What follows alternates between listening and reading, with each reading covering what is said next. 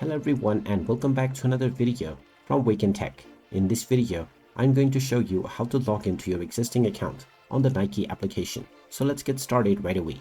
First of all, open up the Nike app on your device, and once you open it up, tap on the sign in button, and this will now take you into the login page. Now within this page, you will be asked to enter your email address. Just type in your email address that you used while creating your account and then click on continue. After clicking on this button, you will be asked to enter your account password. Go ahead and type in your password within the password box and then click on the sign in button, and you will now be asked to enter the verification code that has been sent to your email address.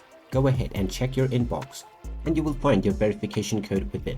Go ahead and type this code within the given box and then click on the continue button, and you will now be logged in to your Nike account right away. You can now start your shopping and place your orders, and there you have it. That is how easy it is to log into your existing account on the Nike app. If you find this video helpful, make sure you hit that like button and subscribe to our channel if you haven't done so already.